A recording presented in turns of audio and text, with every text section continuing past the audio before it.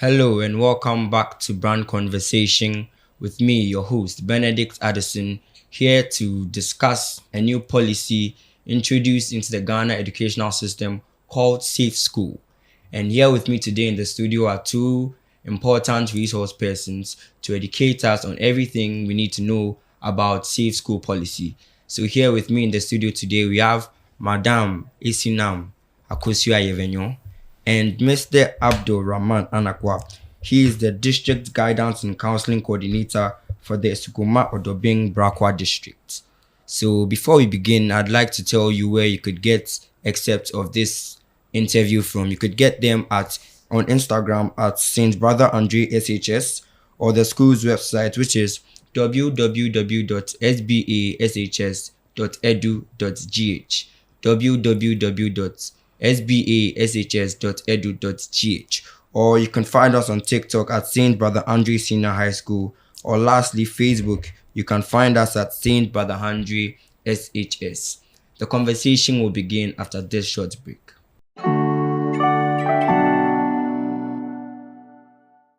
Welcome back from the break, and I have here with me in the studio Mr. Rahman Abdul. But ladies first, so I won't start with you. Say I'll start with Madam Isinam. Madam, please, what is Safe School policy for those of us who don't know? All right. Thank you very much. And I'm excited to be at your studio. Thanks for the opportunity. I'm Esinam Akusia Evenyo. In fact, Safe School is the creating of conducive environments for all learners, including those with special needs, those who are having issues, physical disabilities, to perform better or to function well. I mean, in the olden days or sometimes ago, it's like when the child is having a particular disability or he or she is suffering from a kind of auditory speech, kind of disorder, that child is not seen in our society as a good person. Sometimes they are being kept in their homes and the parent don't allow them to come out for the fear of stigmatization, branding, tagging, and name calling. And I mean, the educational institution realizes that we are all not equal. We have individual differences. And so if all these people are in the society, they are part of us and they need to be catered for. So Safe School is a policy that has come to stay to make sure that all students are being treated equally. The environment is safe for them to learn and come out better. So that's the simple explanation I'll give to Safe School. Yeah. Thank you. Very informative. And Mr. Rahman, Madam Yevenyo mentioned in the earlier submission that is the creation of a conducive environment. What would you describe as a conducive environment? All right, thank you very much. I want to acknowledge the authorities of the school, St. Andre, for this opportunity. It is a great honor to actually be on your set because I realize it's one of the hottest seats to be on, and I thank you very much. When you talk about Safe School, it is a policy that the GE has adopted to use in the year 2015. Okay, and it is creating an enabling environment where anything that has to do with violence, all forms of violence are relegated to the background. So meaning that zero tolerance for violence in our schools. So let's look at the violence that do occur in our schools. So violence such as sexual harassment that is being meted by either teachers to student violence or sexual harassment. Any other form of sexual harassment currently are not allowed in the school. Then bullying, student-teacher bullying, teacher-teacher bullying, student-student bullying, all of them are not allowed. And likewise, the use of corporal punishment. All these forms of violence have been taken away from the school environment. Why? Because we want the school environment to be welcoming to students or learners so that they will be able to complete their education, so that we'll get them forming good behaviors before they leave the school environment. Currently, we are seeing the school environment to be a reformation ground where the students will learn appropriate behaviors that the society expects from them. And how can we do this? We need to live with them in peace, where there is mutual respect, so that learners will feel comfortable, come out with their bad behaviors. Teachers will also have the patience to reform those bad behaviors so that they will get that lifelong learning behaviors. And by so doing, we'll be creating a good society. So basically, that is the full concept of this safe school policy. Thank you. You mentioned in your submission that this policy was put in place in the year 2015. So by now it should be more than 9 years of implementing this policy. And with everything new created, there are problems to it. So I wanted to find out what problems you faced in implementing this policy and how you came up with solutions to solve those problems. Okay, so let me correct an impression here. I think in 2015, actually, the then Director General brought a circular or a letter that all forms of violence should be stopped. Okay, so that was when violence, or let's say corporal punishment, was ceased in our school environment. And from then, the Ghana Education Service, the division, that is the Guidance and Counseling Unit, decided to implement or bring out the safe school programs. And training went on, the documents were prepared, and I think by the year 2019-2020, the document was ready, and that was when the full implementation started. Okay, so I would say that maybe we have implemented it for about 3-4 years throughout, because initially it was a pilot program that we were running. But currently, all GES schools or Ghana schools that are in the public and private sectors are all implementing a safe school. Now, the challenges we have faced, would I even mention them to be challenges? No, they are experiences. Okay, remember during our time, teachers were using cane on us, and because of that, we were afraid to actually come out with, in quote, what we would have done by ourselves. So we were more of quelling into our shells. We were not, expressing ourselves. So the surprise we had was that teachers, giving their children the opportunity to play or come up with themselves, actually brought out their real identities. And initially, teachers were overwhelmed. Yes, let me use the word overwhelmed. They were surprised at the behaviors. So we were having challenges as to how teachers will handle learners or students. And currently, I would say that because of that, we adopted the positive discipline approach, because you can't just take out caning, or you can't say we are taking away all forms of violence without putting any mechanisms. Okay, so we brought in what we call the positive discipline approaches. And that is what the GES used to counter the surprises that we saw when we started introducing the policy. Thank you. So we took out corporal punishment and brought in the positive discipline approach. Yes. Positive discipline approach. Could you please elaborate on that for my listeners and viewers? All right.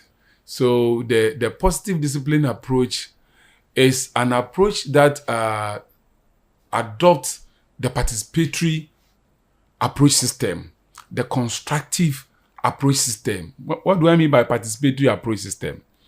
We see human behavior to be something that evolves. Remember, we didn't just get up to grow one day.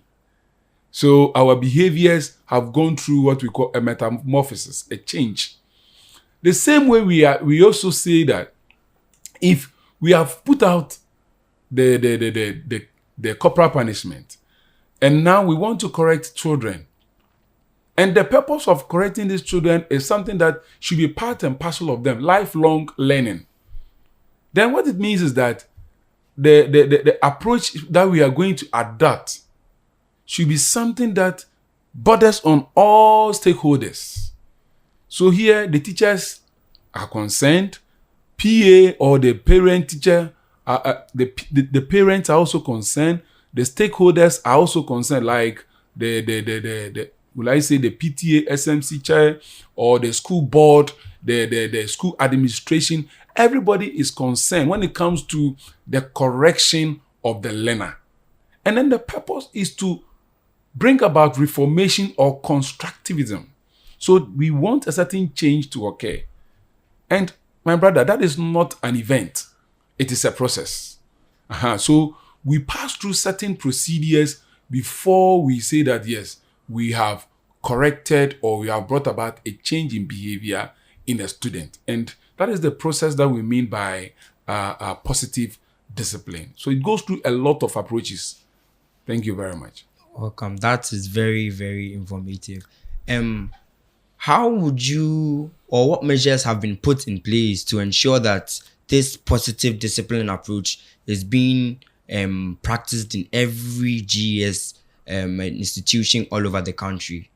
Okay. Thank you once again. Like I mentioned, way back 2018, 2019, even before COVID, a lot of our districts initially started with 20 districts.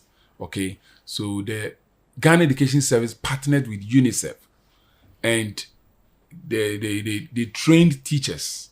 So teachers had a series of training as far as this Safe School. Initially, it was a program. It wasn't adopted because it was a pilot program. So we had a series of trainings, and this prepared the teachers adequately. So afterwards, after the training and its implementation and seeing the success stories, now the whole program was handed over to GES and it became a policy. So now every school, every teacher has gotten to know, and currently still teachers are even going through training. We just had, I think last 2 months ago or last month, we just had a compulsory training on sexual harassment for all SHS teachers. So what it means is that every teacher who is in Ghana practicing is informed about this Safe School policy. And I believe that if teachers are implementing this policy and we are aware, then meaning that we are poised for the implementation. Thank you. Madam Nyevenyo, you mentioned that the Safe School policy creates a conducive environment for both able and disabled children or students. How exactly does it make disabled students feel at home, bearing in mind that not every school who has facilities for children who are disabled? So how do they create the conducive environment exactly? All right, thank you. So we have in our school system, both the public and the private, we have students that we would label and call them that they are normal. And those with special needs too, sometimes we call them they are this, they are that. But in all, we have students with special needs. We have those with moderate, their challenges that they are facing are moderate, some are extreme, and that. So if we have students who are having an extreme kind of condition, they are being referred to the special schools in the country. But if their special needs that they are going through is a bit manageable, they bring them to the normal school. And they train teachers. And they have them trained. They made them understand that these people are part of the system. We cannot do away with them. If you are saying that they have a special condition and so they should be relegated to the background, then take yourself as a parent. If you are having such a child and you send that child to the school and the headmaster or the teacher said that I'm not going to allow your child to be in the school because the child is having a peculiar condition, how will you feel? So you put yourself in the shoes of the parents. And so we accept all these children in the school. The teacher is being made to understand the implications of denying that child that kind of what? Education. Education is a right and not a privilege. And whether he or she is having a challenge or not, he or she is supposed to be in the school. So by letting them mingle with the other children, we also educate or sensitize the children or psychoeducate them to understand that they are your brothers or they are your sisters. So we should take care of them.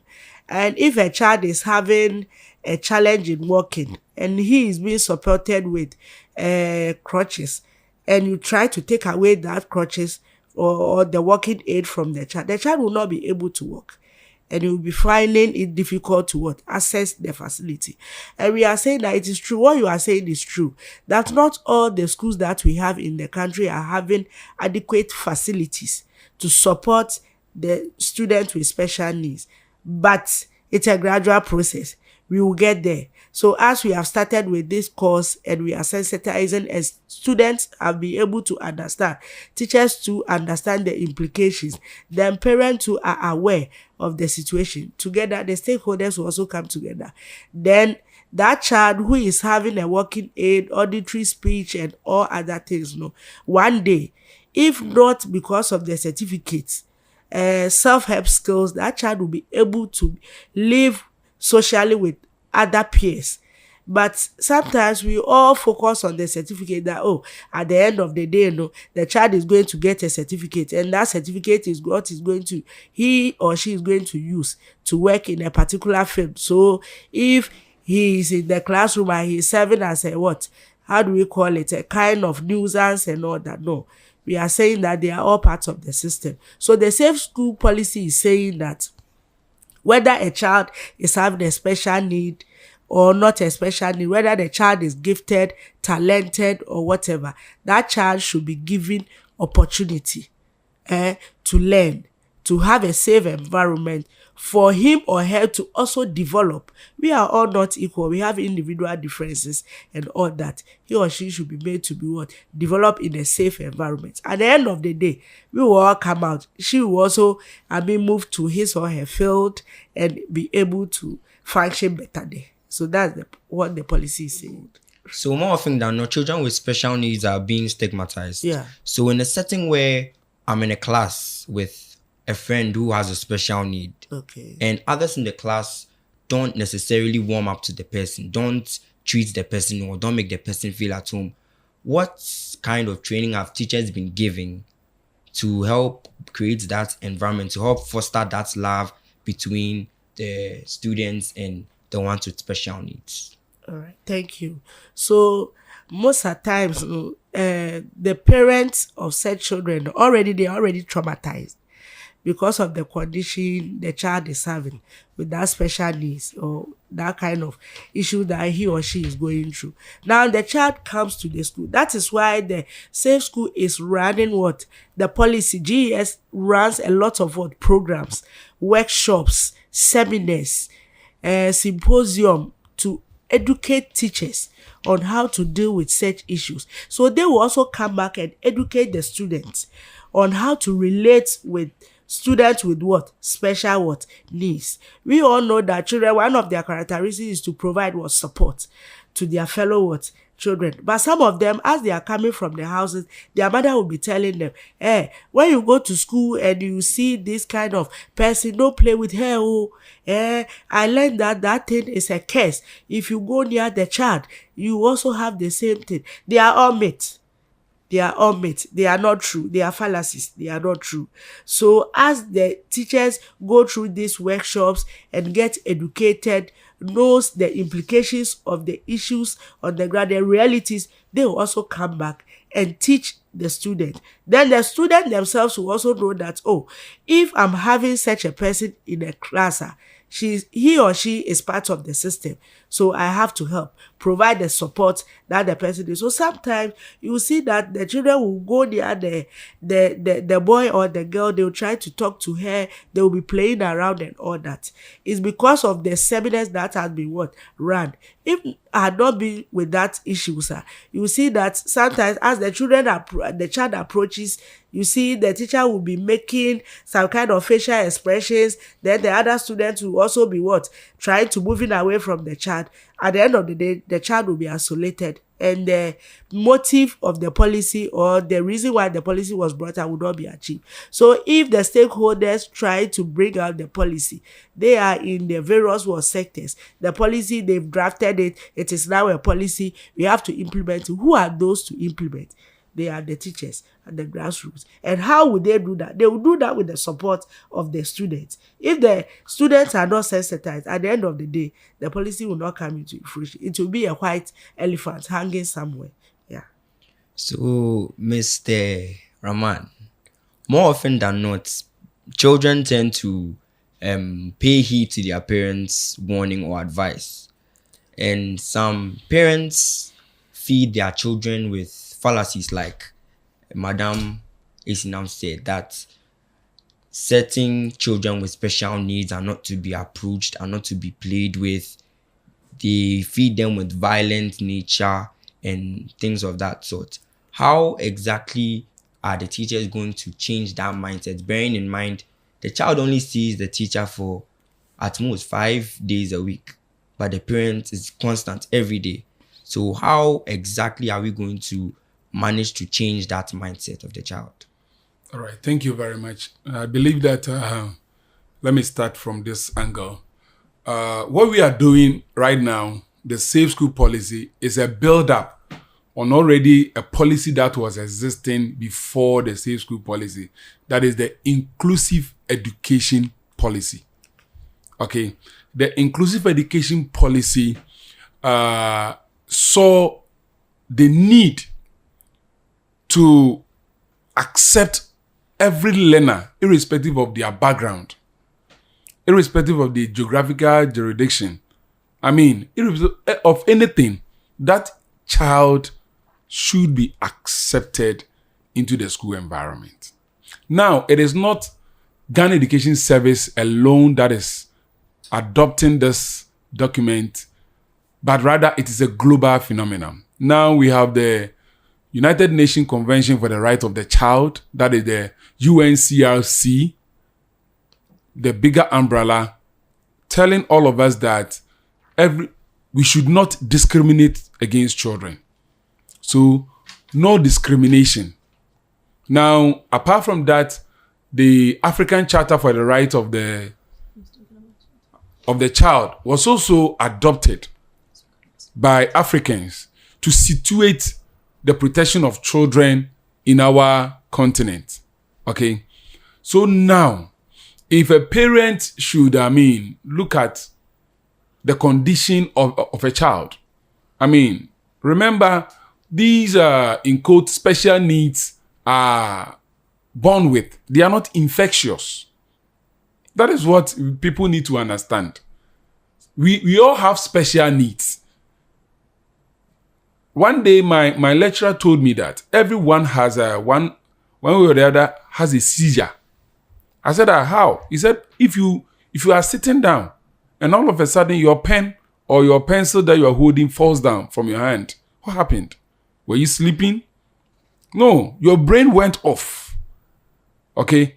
The fact that our special needs are not profound or they are not obvious doesn't mean that we don't have a need.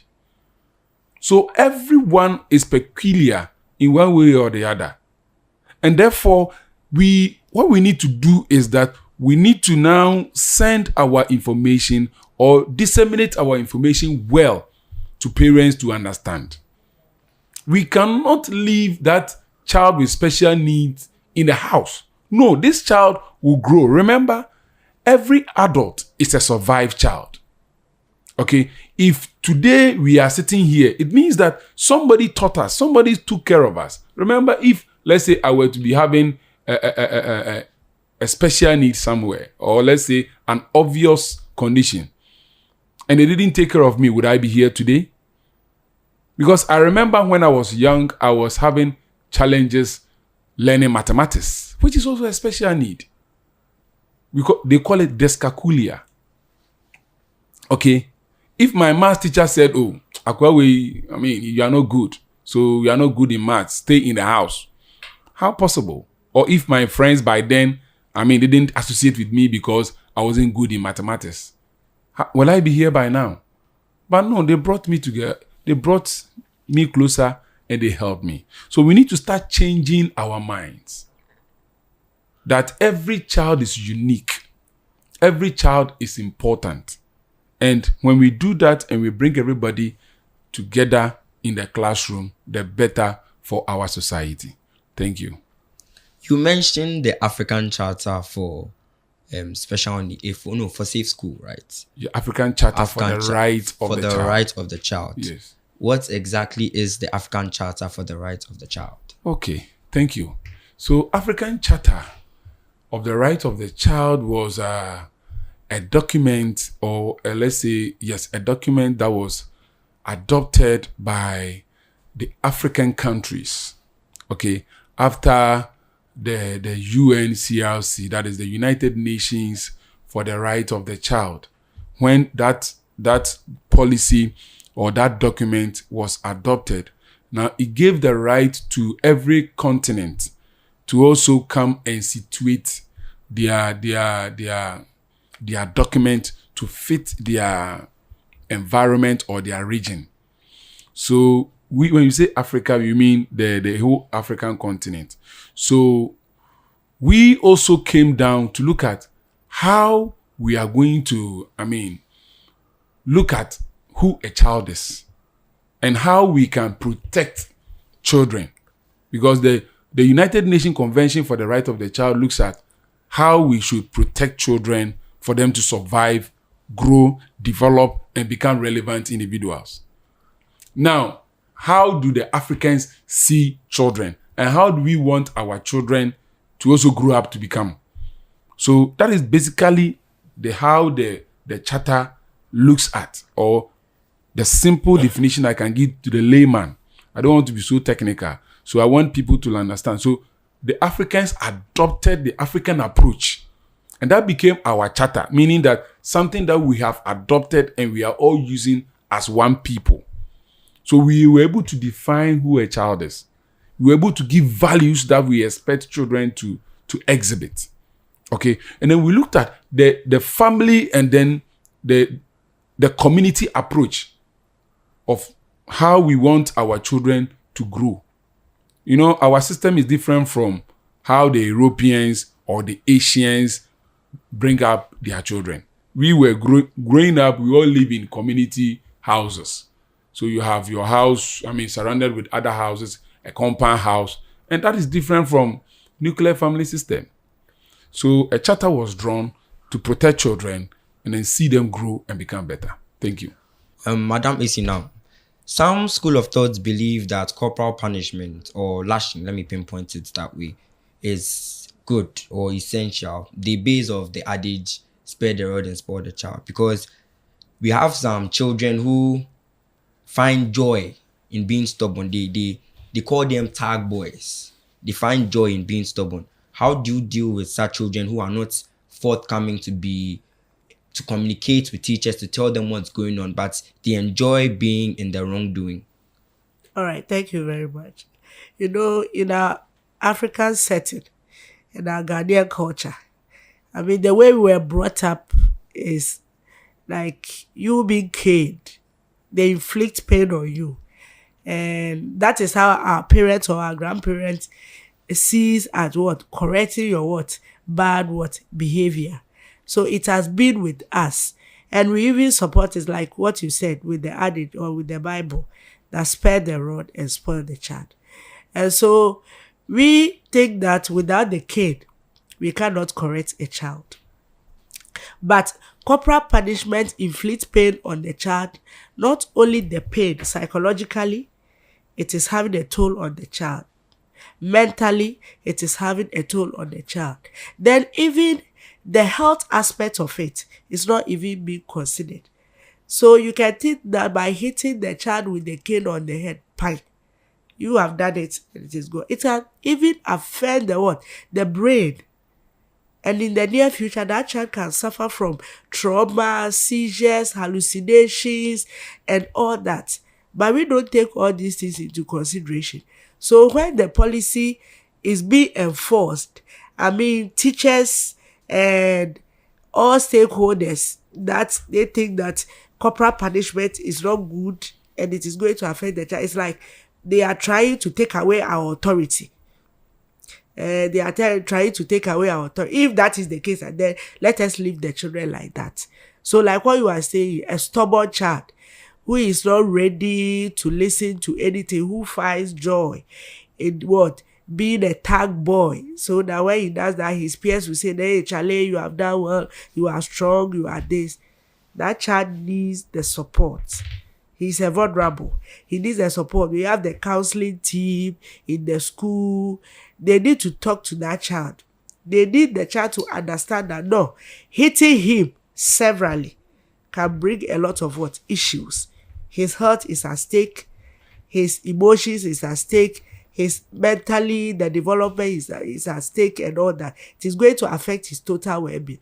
Now, if we train children to be like hitting, all that, we find strength in the fist by hitting. That child will grow up to be an adult. And he's going to live alone. One day you also get married and be with somebody's what? Daughter. It might be your daughter. That you might not know. That boy that is a tag now. And all that he does is, if there's a little issue, pie.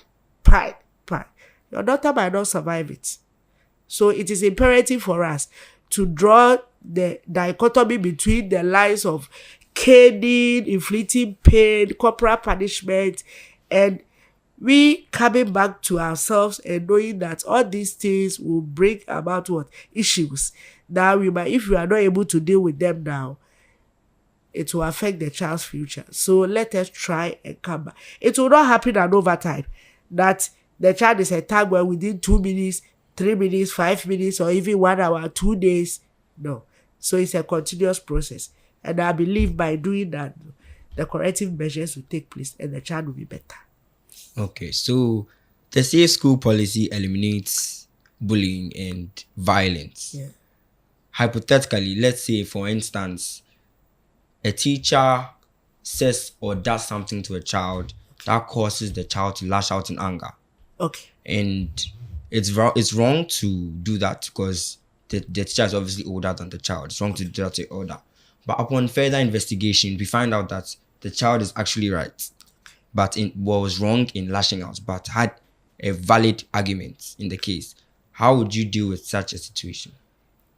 It has been happening in African setting. Because of the way we are brought up, we don't listen to children when they talk. All that we know that children are listening to the elders, and that is all. Irrespective of your argument and where you are coming from and how you are putting the argument across, we don't want to listen because we think that by doing that, we have given you a fair share so that you have the opportunity not to respect the elder or the teacher and all that. And because of that, most of the teachers are also taking advantage of that because they know that, oh, I'm the teacher. So if anything happens at all, I will be what? Covered or shielded. This safe school policy that we are talking about is having a legal background. It is not a hearsay. That as for me, I don't want it. As for me, I wouldn't mind. There is a legal background backing the policy. So if upon further investigations, we realize that the teacher is wrong, we should call a spade and not say a small shovel. You are wrong. You did this, you did that. That was the reason why the child also committed that kind of offense. We have a way of doing it. Between the child and the teacher, I mean, they will go through some counseling and they will talk to them. The child will also understand, the teacher will also understand. So that the teacher will not one day retaliate that you have disgraced me.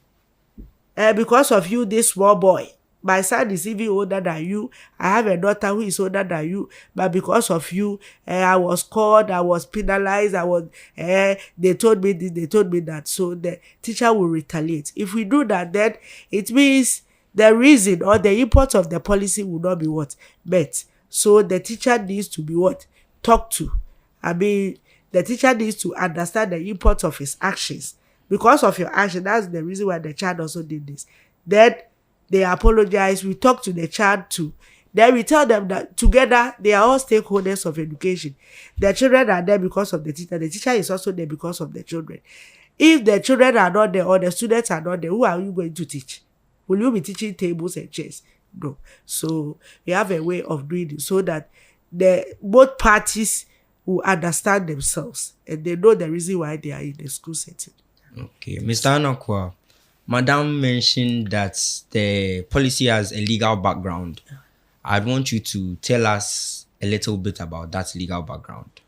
All right. Thank you very much. So when she talks about legal background, we are looking at the basis for which the Safe School policy was established. Okay.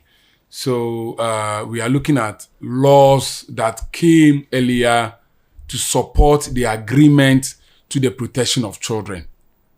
All right. So like I said, globally, Ghana was the first country in the whole world to sign the UNCRC to say that, hey, we want to protect every child that is in Ghana.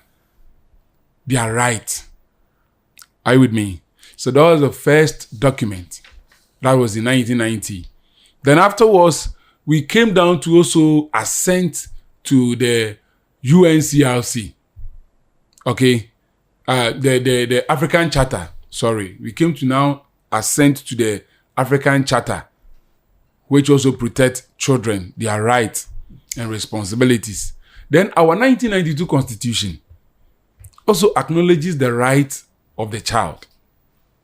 So, and then out of the 1992 Constitution, now the Act 560, that is children's rights and responsibilities. That is also a whole document that also talks about how the Ghanaian child should be looked at. Then even Ghana labor law. The Ghana labor law also stipulates what the child and how we should protect the child. Then we come to other Ghana Education Service, also our policies. So our Act 756, that is the Ghana Education Service document, also gives credence to the fact that children needs to be protected. Then there are a lot of them. Actually, there are a lot of them. We have the child and welfare, family welfare policy, a lot of them. All these legal document backs the fact that the Ghanaian child needs to be protected everywhere, especially at the school setting. And that is how come 2015, I mentioned the Director General wrote a letter and said that we have banned all forms of violence in our schools. So we need to take it out. So we didn't just get up one day and say, no, we are bringing it. We had started it from somewhere, and now we have to implement it. And the time has come for all of us. Even if right now, if you call yourself a professional teacher, then you need to accept the fact that it is time to implement the Safe School policy. Thank you. Unfortunately, we would have to end the conversation here. But before we go, I'd like to get your final remarks. So, Madam, go first, please. So, Safe School, a policy which seeks to, create a conducive environment for all students to learn and function better. So, I will encourage everybody, all stakeholders, especially my colleague teachers, that the policy is having a legal background. And if nothing has happened, you will not know that there are laws. And there's a saying that ignorance is not an excuse of the law. Please let us be abreast with time in the teaching fraternity so that we learn the rules and regulations, our conduct, what we should do and what we should not do. We should treat all students fairly. Zero tolerance to violence, sexual harassment, bullying, corporal punishment, and all that. And let's have a safe environment for our students to learn and come out better. So, Yeah, thank you very much. Before we go, I want to thank the authorities once again for their hospitality, and then the entire teacher staff or teacher community, especially our school-based guidance and counseling coordinator, who also happens to be the district or the metro coordinator, Madam Felicia. In fact, our stay here has been, awesome. And we want to thank the school authority very much. My last words as far as Safe School is concerned is that we all have to try as much as possible to support this policy. Now, what we are doing is going to create a lifelong learning skills for our learners. Initially adopting the short-term approach, that was corporal punishment, was a short-term approach. It was something that teachers adopted to solve a situation, but actually the situations were not solved, because when the learner is allowed to function on his or her own, we tend to behave otherwise. Now, what we are saying is that when the Safe School is fully implemented in our schools, the problems that or the challenges that the students will come up with, now we are also going to get the patience. One key thing that is important in the implementation of the Safe School is patience. By who? Teachers and then the other stakeholders. To make sure that we correct the learners. How do we do it? By letting them understand the consequences of what they have done, the offense that they have committed, the implications, and how we can now adopt new strategies. And remember, if we say we are not caning them, it means that doesn't mean we should not do anything. We have to put in the positive discipline. So we give them the counseling. We also give them some